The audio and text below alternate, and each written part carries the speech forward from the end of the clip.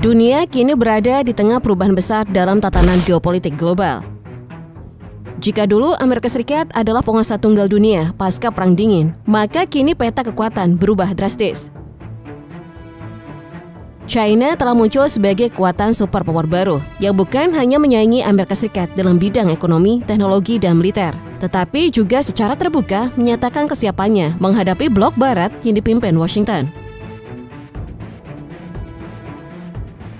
Narasi China bangkit bukan lagi sekedar wacana, tetapi sebuah kenyataan yang semakin nyata setiap tahun. Dan hari ini, Beijing mulai memberi sinyal keras. Mereka siap bertarung bukan hanya di meja diplomasi, tetapi juga di medan perang jika dibutuhkan. Kekuatan China dimulai dari pertumbuhan ekonomi yang luar biasa sejak era reformasi Deng Xiaoping. Dari negara agraris miskin pada 1978, China menjelma menjadi kekuatan ekonomi nomor 2 dunia, hanya satu tingkat di bawah Amerika Serikat. Produk domestik bruto PDB China terus mendekati angka Amerika Serikat, dan dalam beberapa indikator seperti daya beli, PPP, dan kekuatan manufaktur, China bahkan telah melampaui Amerika. Negara ini kini menjadi pusat dari hampir semua rantai pasokan global, dari elektronik hingga kendaraan listrik, dari baja hingga baterai. Raksasa-raksasa teknologi seperti Huawei, BYD, Alibaba, dan TikTok bukan hanya mendominasi pasar dalam negeri, tapi juga mengancam dominasi perusahaan-perusahaan Silicon Valley di pasar global. Washington melihat kebangkitan ini sebagai ancaman eksistensial. China juga telah bertransformasi dari negara peniru menjadi inovator. Dalam bidang kecerdasan buatan, AI, komputasi kuantum, dan teknologi 5G, China memimpin perlombaan.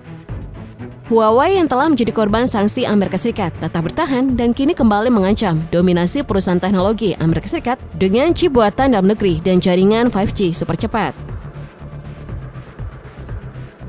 Beijing bahkan telah meluncurkan proyek ambisius China Standard 2035 yang bertujuan menjadikan standar teknologi dunia mengikuti kerangka Tiongkok, bukan lagi Barat. Jika ini berhasil, China bukan hanya akan memproduksi teknologi, tetapi juga mengatur bagaimana dunia menggunakannya. Amerika sadar akan ancaman ini, dan itulah sebabnya perang dagang, sanksi teknologi, dan embargo semikonduktor terhadap Beijing terus meningkat dari tahun ke tahun. Militer China yang dulu diremehkan kini telah berkembang pesat. Dengan anggaran pertahanan lebih dari 230 miliar dolar per tahun, China membangun kekuatan tempur yang kompetitif dengan militer Amerika Serikat.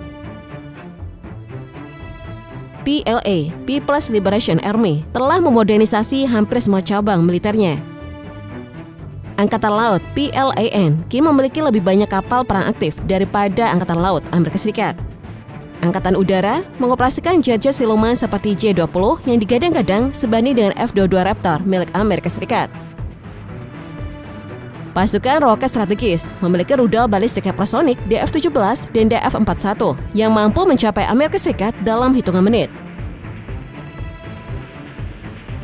Cyber warfare dan AI military integration menjadikan PLA pemain utama dalam perang generasi kelima.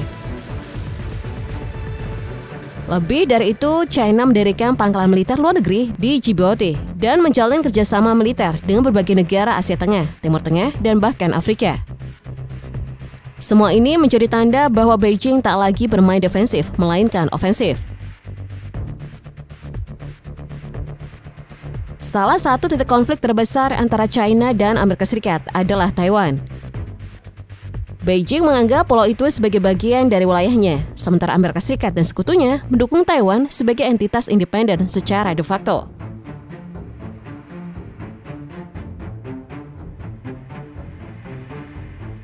Latihan militer besar-besaran China di sekitar selat Taiwan, simulasi invasi, dan peningkatan aktivitas udara menunjukkan bahwa Beijing sangat serius untuk mengambil alih Taiwan jika diplomasi tak lagi efektif. Amerika Serikat di sisi lain memperkuat hubungan militer dengan Taipei, menjual senjata, dan bahkan beberapa kali mengirim kapal perang ke wilayah perairan Taiwan. Situasi ini sangat genting. Jika salah langkah, konflik antara China dan Amerika Serikat bisa dimulai di sini. Satu hal yang sangat membuat Washington khawatir adalah kedekatan antara China, Rusia, dan Iran.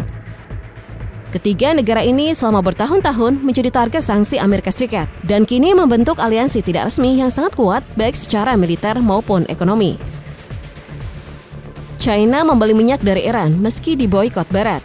China dan Rusia melakukan latihan militer gabungan secara rutin. Ketiganya menolak dominasi dolar Amerika Serikat, bahkan mulai memperdagangkan komoditas dalam mata uang mereka sendiri. Banyak pengamat menyebut bahwa aliansi ini merupakan poros anti-NATO yang berpotensi menantang dominasi Barat secara langsung jika konflik terbuka terjadi.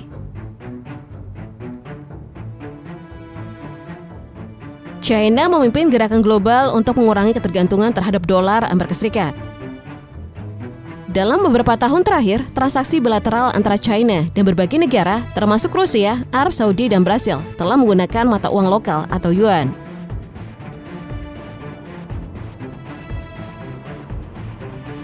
Beijing juga memperkenalkan e-CNY, yuan digital, yang memperkuat kontrol pemerintah dan menawarkan alternatif sistem pembayaran internasional yang bebas dari pengaruh Amerika Serikat dan SWIFT. Langkah ini membuat Washington waspada. Jika semakin banyak negara mengikuti jejak ini, maka dominasi dolar sebagai mata uang cadangan dunia bisa runtuh. Sebuah pukulan telak bagi kekuatan ekonomi Amerika Serikat. Peta kekuatan dunia saat ini mirip dengan era Perang Dingin, namun dengan wajah baru. China memimpin apa yang banyak disebut sebagai blok timur baru, negara-negara yang menolak dominasi Amerika Serikat dan ingin tatanan dunia multipolar.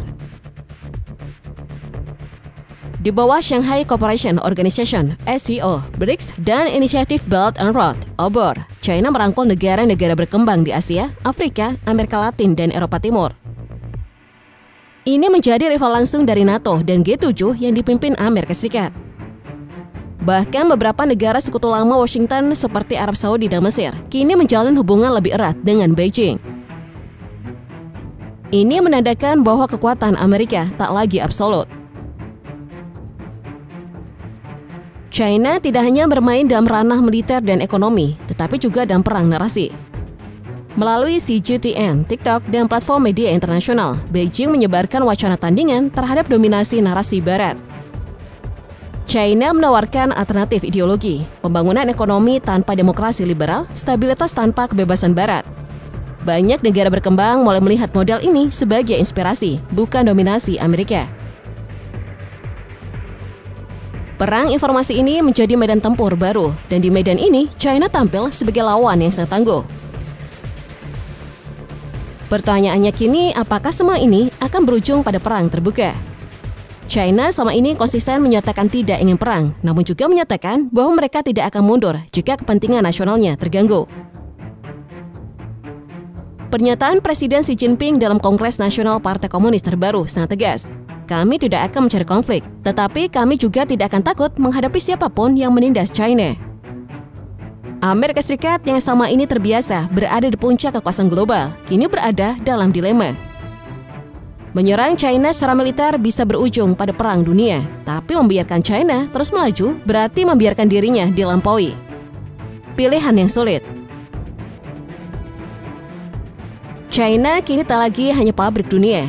Ia telah menjadi kekuatan global yang siap menantang dominasi Amerika Serikat dalam segala aspek, ekonomi, teknologi, militer, diplomasi, hingga ideologi.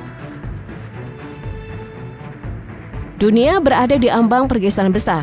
Tatanan global unipolar yang dipimpin Amerika Serikat perlahan berubah menjadi multipolar, di mana China menjadi pusat gravitasi baru. Apakah konfrontasi akan menjadi jalan akhir? Ataukah dunia bisa menemukan keseimbangan baru tanpa perang? Yang jelas, China telah bersiap, dan pesan mereka kepada dunia, terutama kepada Amerika dan sekutunya, sangat jelas. Kami tidak akan lagi tunduk, kini saatnya kami memimpin.